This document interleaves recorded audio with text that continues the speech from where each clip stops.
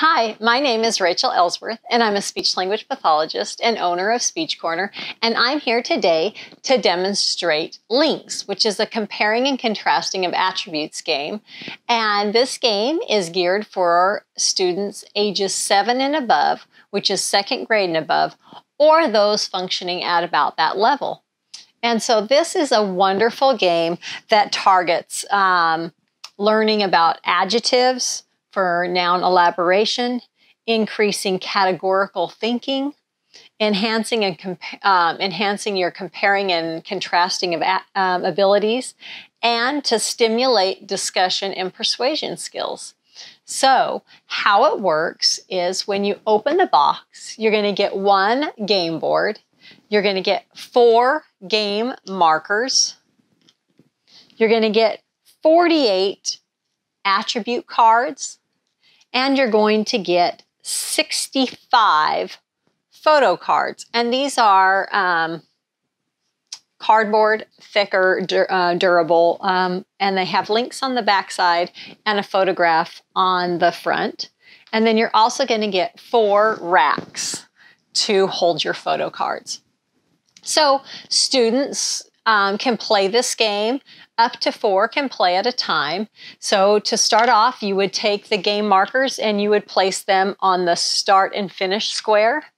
And then you would choose 2 attribute cards. So you can go through them and hand pick and choose 2 you want if you're teaching specific attributes and you want to practice those. Or you can just set out the attribute cards and randomly choose any 2. I put yellow and plastic out on the game board just to get us started today. And so the first person would get started. So if this student was going first, they have a picture of a branch, some stones, some push pins, a hose, and a wild card. And I will tell you about the wild card in a few moments. But they would they're looking for something on their photo card that's either yellow or plastic or both yellow and plastic. So they look, they see push pins. So this student say push pins are both yellow and plastic. So they would put it in the middle of the Venn diagram because it's corresponding to both attributes. They have a push pin, it is yellow, and it is plastic. So that student gets to move 2 spaces, 1, 2. After they go, they get to draw and replenish the photo tile that they had used. Then the next student goes and he looks at his hand and he picks out corn. Now corn isn't plastic, it is just yellow, so he would place it under the yellow portion of the Venn diagram. And he would replenish his photo tile by grabbing one of the links photo tiles from the remainder that hadn't been used yet that are placed face down on the table. The next student would look at theirs and they would perhaps use the building blocks because there's a yellow one and they are plastic. So they could say building blocks are yellow and plastic. So they go 2 spaces and then they get to this individual here. And perhaps they would pick up their shirt photo card and say a shirt is yellow. And again, both of those students would grab a photo tile that has been put face down in the draw pile to replenish theirs. So they should always have at least 5 in their hand. Now, everybody's had a turn. They've either gone 1 space if they were able to match 1 attribute, or 2 spaces if they were able to put it in the middle of the Venn diagram and match both attributes. So now let me tell you some of the unique features. If it was this person's turn and they couldn't see anything on their tile that was yellow or plastic, or they just thought of something that was both yellow and plastic, they could use their wild card. So a wild card is anything they could think of that fits either 1 attribute or both attributes, and they get to name it. So this particular person might say pretend food like the banana in like a pretend food play set for like preschoolers. And they could lay down their wild card because they named an item that followed into both yellow and plastic, so they get to move 2 spaces. And then they again get to replenish their photo card. Now, if it came to this student and they didn't have anything yellow or plastic, but they have the not card. So the not card they can use with anything on their game board to say that it doesn't contain this attribute. So, for example, they could say, an elephant is not yellow and it's not plastic. And they can also put it in the middle of the board and go 2 spaces. 1, 2, because an elephant is not yellow and it is not plastic. Okay? And then they would also replenish, so they would get to take 2 because they placed 2. And this continues. Now there's one last, so we went over the wild, we went over the not, and then there's the last special card, which is called switch attributes. So if you can't play, or if you just want to on your turn, you can lay the switch attributes card. When you lay this down, the speech language pathologist or parent or whoever is working with you would pick up all of the photo cards off the game board and also switch the attribute cards. So we were going with yellow and plastic, and we're going to replace them with 2 new ones, which is going to be long and wooden.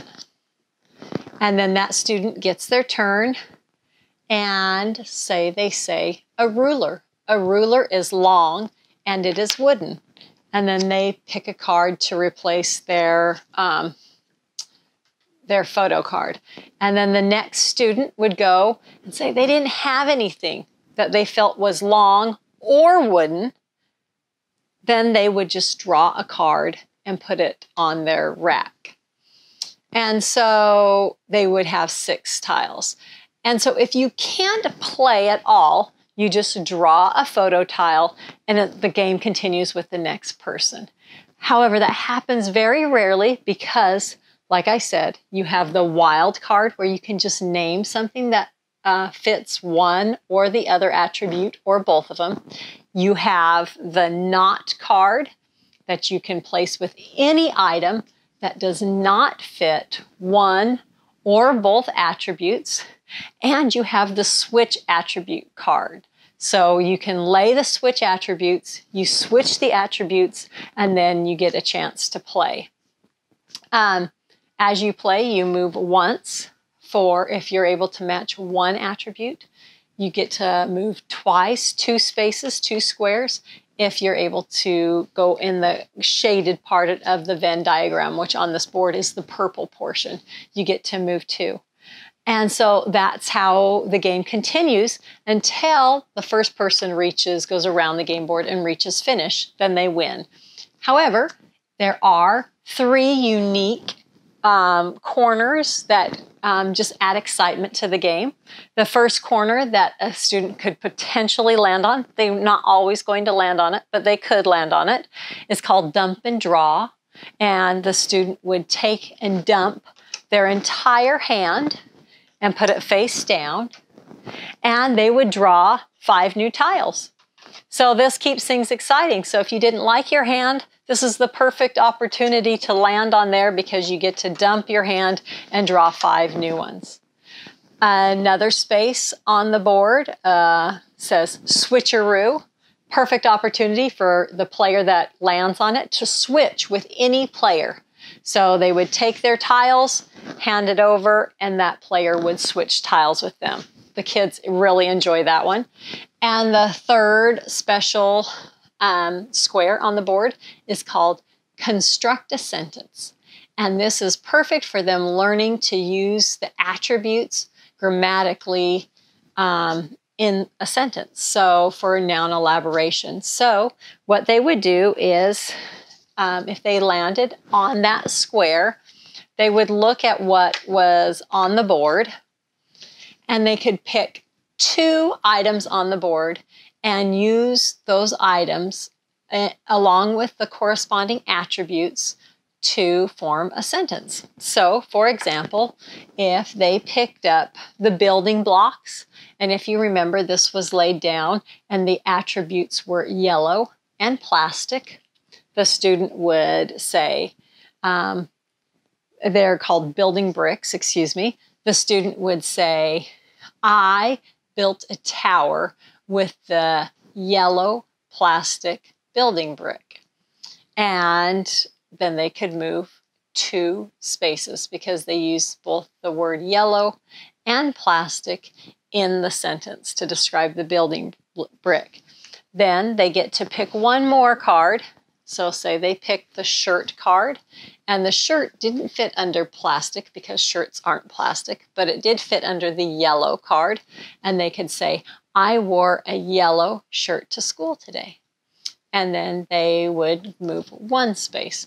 So when you land on the construct a sentence, you could potentially move 4 spaces, but you move 1 space for each attribute you were able to use correctly in a sentence. And then it's the next person's turn. This is really great, especially if you're working on conversation skills or persuasion skills, because someone could try to stretch what they were able to play. For example, they could lay the flower under long and say, some flowers are long. And other people could be like, oh, no, no, no, no. Flowers aren't long. We're talking about really long things. Flowers are like short. And that person would have to justify why or what specific types or why they thought a flower was long. So although some things are cut and dry, like yellow and corn is yellow, other things might need more advocating. So this really gives students the opportunity to discuss why a certain object could fit in a specific category, or their reasoning skills behind why they think it could be placed in both categories. And I always say the speech-language pathologist or the parent, whoever's playing the game with them, is the final judge. Some kids try to really stretch it. Other kids don't so much. They're more concrete, and it's just what's on the cards. But that kind of gives you some negotiating power as far as how much, and the rest of the kids, if they agree or not. It usually doesn't take too long before they all decide to agree, or the one that played the questionable item concedes to the group vote. But this is how Links is played. It's a lot of fun. The kids enjoy it. They enjoy, if you work on comparing and contrasting goals, this is the great next step up, because you're not just comparing apples and oranges, but you're comparing adjectives. And how are they the same and how are they different, and what objects fit in with those and which objects don't. And great for reasoning skills. And like I said, noun elaboration, constructing grammatically correct sentences, and just the comparing and contrasting abilities that a lot of our language kids are working on. So we hope that you take the time to check out Links on our website, which is speechcorner.com. The item number is SC520. Again, it's for students ages 7 and above, which is 2nd grade and above, or those functioning at about that level. And let me not forget, it does come with a little pamphlet. So everything I explained today, if you need to review any of it, you can find it in the instruction part. And then it also gives you a nice listing of all the photo tiles that show up, all the attribute cards and what's listed in each of them. And it lists all the objects in alphabetical order and the attributes that correspond with those that show up in the game. So if you weren't sure what ruler, what attributes would show up with ruler, you could just look it up really quick and it will list every single attribute with our attribute cards that would go under with the ruler card. But I hope you have kids on your caseload that this would be useful to. They enjoy it, you'll enjoy it. And again, check us out at speechcorner.com. Thank you.